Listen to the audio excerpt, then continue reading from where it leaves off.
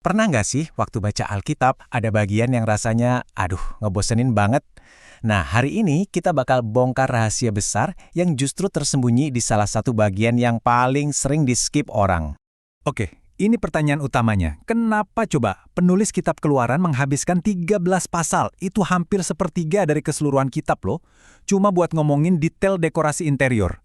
Jujur aja, waktu kita baca sampai di Keluaran pasal 25, isinya daftar panjang soal tirai, tiang, emas. Mata pasti langsung ngantuk kan? Rasanya pengen langsung lompat aja. Tapi, gimana kalau semua detail yang ngebosenin itu sebenarnya adalah kuncinya? Ternyata, itu semua disengaja. Ini bukan sekedar catatan arsitektur kuno, sama sekali bukan. Ini adalah sebuah cetak biru yang dirancang dengan sangat teliti. Tujuannya?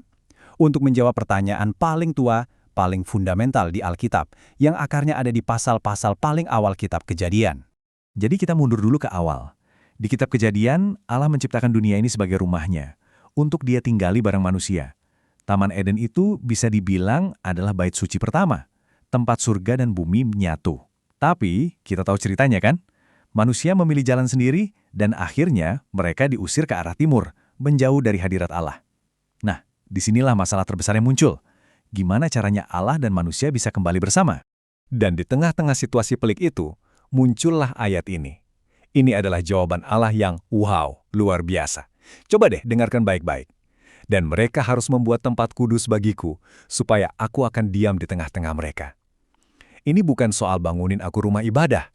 Ini lebih mirip, kasih aku alamat, aku mau pindah dan jadi tetangga kalian.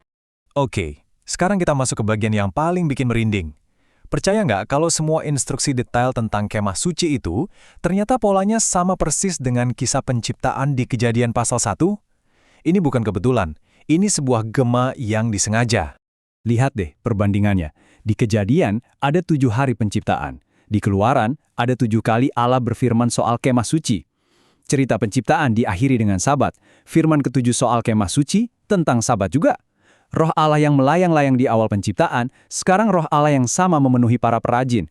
Dan bagian terbaiknya, kalimat yang dipakai waktu Allah dan Musa melihat pekerjaan itu selesai dan memberkatinya, itu hampir identik. Luar biasa kan? Jadi, apa maksud dari semua ini? Penulis kitab Keluaran mau bilang gini, pembangunan kemah suci ini adalah sebuah ciptaan baru. Ini adalah sebuah mikrokosmos, sebuah Eden portable, di mana desain asli Taman Eden, tempat surga dan bumi bersatu, sekarang dipulihkan. Nah, begitu kita mengerti ini, tiba-tiba semua detail yang tadinya bikin ngantuk itu berubah jadi sebuah cerita yang luar biasa, sebuah Injil yang diceritakan lewat arsitektur.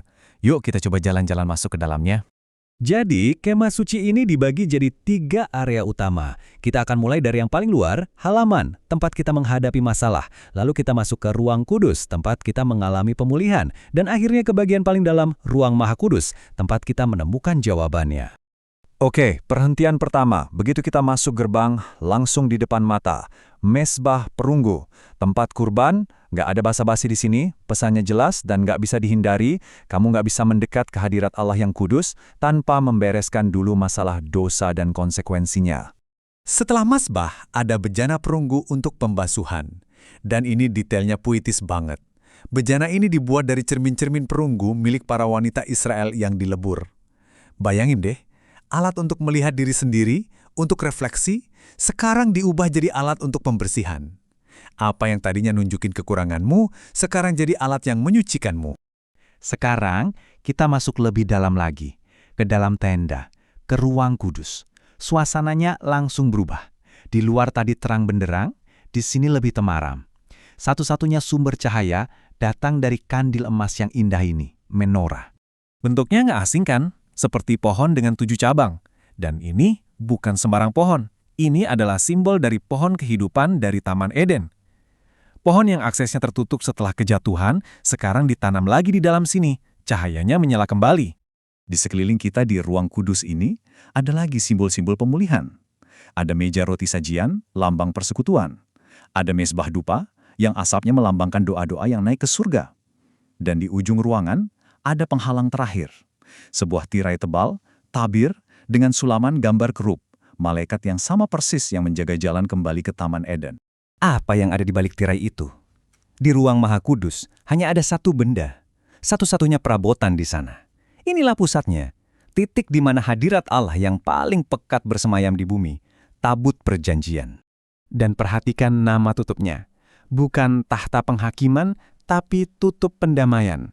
Tempat di mana hadirat Allah berdiam, itu dinamai sesuai dengan belas kasihan dan pengampunan. Ini mengubah segalanya. Fondasi dari hadirat Allah bukanlah penghakiman yang keras, melainkan belas kasihan. Tapi ada satu twist besar di sini. Kita kan tadi jalan-jalannya dari luar ke dalam ya, dari halaman sampai ke ruang Maha Kudus. Tapi ternyata Allah ngasih instruksi pembangunannya dari dalam keluar. Dia mulai dengan tabut perjanjian, tempat hadiratnya.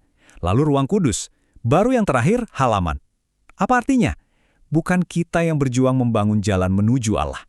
Justru Allah yang merancang dan membangun jalan dari tahtanya menuju kita. Dia arsiteknya. Nah, cetak biru yang luar biasa ini nggak berhenti di perjanjian lama. Ribuan tahun kemudian, semua ini mencapai puncaknya di perjanjian baru. Yohanes 1 ayat 14 bilang, firman itu telah menjadi manusia dan diam di antara kita. Kata diam di sini dalam bahasa aslinya, itu artinya berkemah atau mendirikan kemah. Sama persis kayak kemah suci. Jadi Yesus adalah Allah yang secara harfiah mendirikan tendanya di antara kita. Kemah suci sekarang bukan lagi bangunan, tapi pribadi. Dan puncaknya terjadi di kayu salib. Di saat Yesus wafat, Injil Matius mencatat sesuatu yang dramatis terjadi di Bait Suci. Tabir itu, tirai tebal yang memisahkan manusia dari ruang Maha Kudus, robek jadi dua. Dan perhatikan detail kecil yang sangat penting. Robeknya dari atas sampai ke bawah. Ini bukan pekerjaan manusia yang coba-coba merobeknya dari bawah. Ini adalah pekerjaan Allah dari surga. Allah sendiri yang merobek penghalang itu, membuka jalan pulang bagi kita untuk selamanya. Oke, jadi apa artinya semua ini buat kita sekarang? Terutama di saat-saat kita merasa jauh dari Tuhan. Pernah kan merasa begitu? Seolah-olah ada jarak yang lebar banget. Nah, rancangan kemah suci ini punya jawaban langsung untuk perasaan itu. Jadi kalau lain kali Anda merasa jauh dari Tuhan, coba deh ingat lagi cetak biru ini. Pesannya bukan berusahalah lebih keras untuk mencapai Tuhan. Bukan. Pesannya adalah, lihatlah, Tuhan sudah membangun jalan menuju kamu. Coba dalam doa bayangkan Anda berjalan melewati gerbang kemah suci itu. Jalan itu udah terbuka lebar. Anda punya akses. Kisah kemah suci ini adalah kisah Alkitab secara keseluruhan. Allah nggak pernah jauh. Sejak hari manusia meninggalkan taman, dia terus-menerus membangun jalan untuk kembali kepada kita.